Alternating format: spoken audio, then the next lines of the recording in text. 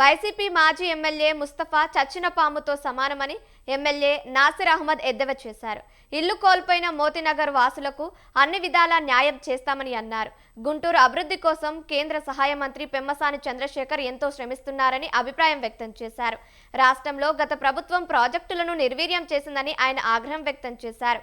రాష్ట్రాల్లో రేషన్ మాఫియాకు కూటమి ప్రభుత్వం అడ్డుకట్ట వేస్తుందంటున్న ఎమ్మెల్యే నాసిర్ అహ్మద్తో మా ప్రతినిధి Veeraswamy face to face. Motinagar నగర్లో ఇళ్లను మాత్రం రైల్వే అధికారులు అక్రమ నిర్మాణం అంటూ కూల్చివేసిన పరిస్థితి నెలకొంది. బాధితులందరూ కూడా రోడ్డు మీదకి వచ్చిన పరిస్థితి ఈ నేపథ్యంలో ఎమ్మెల్యే నజీర్ వారికి అండగా ఏ విధంగా ఉండబోతున్నారు, దీనికి సంబంధించి మరిన్ని విషయాలు తెలుసుకునే ప్రయత్నం చేద్దాం. ఎమ్మెల్యే నజీర్ అహ్మద్ గారు, ఒకవైపు నుంచి చూసుకుంటే బాధితులందరూ రోడ్డు మీదకి వచ్చిన పరిస్థితి నెలకొంది. వాళ్ళందరికీ కూడా సహకారం కోసం 5,000 రూపాయలు కూడా ఇచ్చిన పరిస్థితి నెలకొంది. వాళ్ళందరికీ న్యాయం ఎప్పుడులోగా జరిగే అవకాశం ఉంది?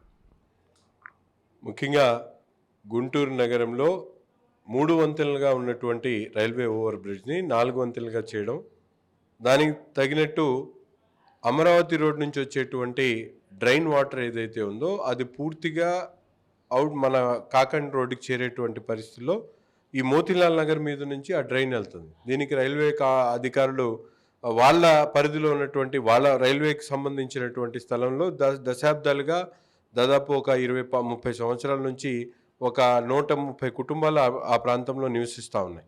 వాళ్ళందరికీ కూడా ఇప్పటికే దాదాపు ఒక 10 నుంచి 6-7 సార్లు పైన నోటీసులు ఇవ్వడం జరిగింది. మేము కూడా 2-3 సార్లు ఆపాము. దాని తర్వాత రైల్వే అధికారులు తప్పని పరిస్థితి అవుతూ ఉంది. ఎందుకంటే వర్షం పడినప్పుడు ఒక పక్కన 4 వంతెనలు మునిగిపోయేటువంటి పరిస్థితులతో పాటు ఆ పక్కన ఉన్నటువంటి బుచ్చయ్య తోట, నెహ్రూ నగర్ ప్రాంతాల్లో కూడా పూర్తిగా నీళ్ళ నోతట్టు ప్రాంతంగా తయారయ్యేటువంటి పరిస్థితులు ఉన్నాయి. కాబట్టి వాటిని వెంటనే ఖాళీ చేయాల్సినటువంటి అవసరం వచ్చింది.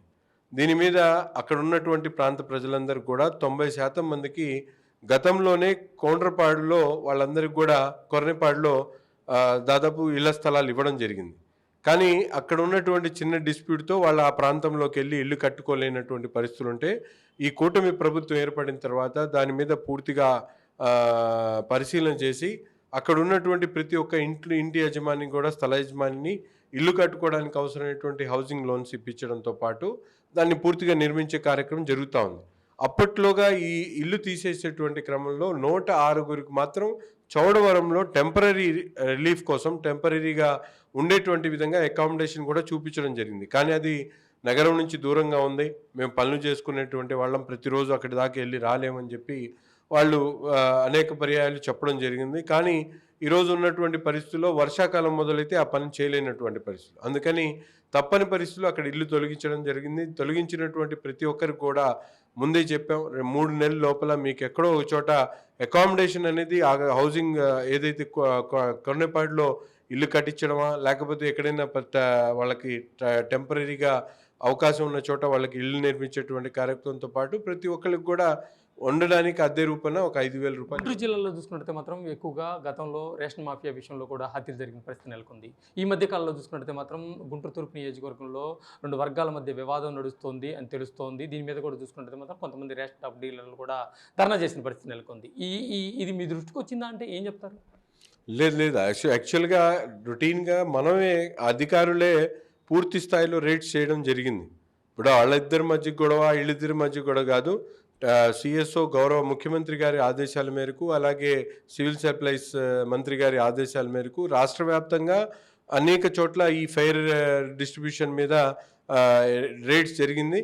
కొన్ని చోట్ల అవకతవకలు ఉన్నాయి, అటువంటి వాళ్ళని సస్పెండ్ కూడా చేయడం జరిగింది. ప్రధానంగా చూసుకుంటే మాత్రం ఇప్పటికీ మీ నియోజకవర్గంలో నందివెలుగు ప్రాజెక్టు ఒకవైపు నుంచి కూడా గుంటూరు వెస్ట్ నియోజకవర్గంలో కూడా శంకర విలాస్ బ్రిడ్జి, అదేవిధంగా చూసుకుంటే మాత్రం ఇప్పుడు పలకలూరులో కూడా ప్రాజెక్టు కూడా భూమి పూజ చేయబోతున్నారు. అంటే మెయిన్ ఇంపార్టెంట్ చూసుకున్నట్టయితే మాత్రం కేంద్ర మంత్రి సహకారంతో ఈ ప్రాజెక్టులు కొనసాగుతుంది అని చెప్పి తెలుస్తుంది. దీని మీద కూడా చూసుకున్నట్టయితే మాత్రం గుంటూరుకే కేంద్ర మంత్రి పరిమితం అవుతున్నాడు అనేది ఒక చర్చ నడుస్తుంది. దీని మీద ఏం చెప్తారు? ఇది ఎలా ఉంటుందంటే అమ్మ పెట్టదు అడుక్కుని అనదు అన్నట్టు ఒక వ్యక్తి ఒక అవకాశం దొరికింది. నగరంలో అవసరాలని రైల్వే ఓవర్ బ్రిడ్జ్ అనేది దేశవ్యాప్తంగా నడుస్తున్నటువంటి ప్రాజెక్ట్. ఇది ఒక రకంగా చెప్పాలంటే రైల్వే అధికారులు గతం నుంచి ఎప్పటి నుంచో ఎక్కడెక్కడ వాళ్ళకి హెవీ ట్రాఫిక్ ఉందో ఆ ట్రాఫిక్ ఉన్నటువంటి చోట ప్రతిసారి గేట్లు వేయడం తీయడం ఇబ్బందిగా ఉందనేటువంటి పరిస్థితి మీద దీనికి ఈ విధంగా కార్యక్రమం తీసుకొని ప్రతి ఒక్క చోట కూడా రైల్వే ఓవర్ బ్రిడ్జ్ నిర్మాణ కార్యక్రమాన్ని తీసుకోవడం జరిగింది. అందులో భాగంగా ముఖ్యంగా నందివెలుగు బ్రిడ్జ్ గత ప్రభుత్వంలో 5 సంవత్సరాల పాటు ఎక్కడ కూడా తట్టమట్టి కూడా అయినటువంటి పరిస్థితులు. దాన్ని ఈరోజు కేంద్ర మంత్రి గారి సహకారంతో నందివెలుగు బ్రిడ్జిని పూర్తిగా రైల్వే అధికారులు చేపట్టేటువంటి పరిస్థితులు వచ్చినాయి. పూర్తిగా ఇప్పటికే 80% పనులు పూర్తయినాయి. ఇంకా 3 నెలల్లో పూర్తి కాబోతా ఉంది. అలాగే మన అరండల్పేట బ్రిడ్జి చిరకాల కోరిక, మన నగరంలో ఉన్నటువంటి ప్రజల కోరిక, దీన్ని డబుల్ బ్రిడ్జ్ చేయాలని చెప్పి అది కూడా ఈ ఆర్ఓబి బ్రిడ్జ్ నిర్మాణంతో పాటు దానికి కావాల్సినటువంటి ఏదైతే ల్యాండ్ తీసుకోవడం దగ్గర నుంచి ఇవన్నీ తీసుకొని ఒక్కొక్కటిగా చేసుకుంటూ వస్తున్నారు. ఈరోజు పలుకులూరు, ఈ విధంగా పలుకులూరుతో మంగళగిరిలో 2 ఓవర్ బ్రిడ్జెస్, అలాగే ఇట్లా ప్రతి ఒక్క చోట కూడా జరుగుతూ ఉన్నాయి. ఈ నియోజకవర్గం ఆ నియోజకవర్గం కాదు, దాదాపు మంత్రి గారు ఈరోజు పార్లమెంట్ సభ్యులుగా పెమ్మసాని చంద్రశేఖర్ గారు వచ్చినప్పుడు ఆయన దీని మీద ప్రత్యేకమైనటువంటి దృష్టి సారించి దానికి ఒకరోజు ఏదో మంత్రి గారు ఇది కావాలంటే ఇదే కాదు, దాని మీద సమగ్రమైనటువంటి అధికారులతో మాట్లాడాలి, సర్వేలు జరగాలి, అవసరాన్ని గుర్తించాలి, దానికి బడ్జెట్ ఎలకేషన్ జరగాలి. అంటే అభివృద్ధి వటికే గుంటూరు వటికే పరిమితం అవుతుంది, రాష్ట్ర వ్యాప్తంగా కొనసాగాలి అని చెప్తే ఏం చెప్తారు? జరుగుతుంది, మంగళగిరిలో కూడా జరుగుతుంది. ఇప్పటికే నాకు తెలిసి మన ఆంధ్ర రాష్ట్రంలో 28 చోట్ల ఆర్ఓబి బ్రిడ్జిల్ కన్స్ట్రక్షన్ జరుగుతుంది.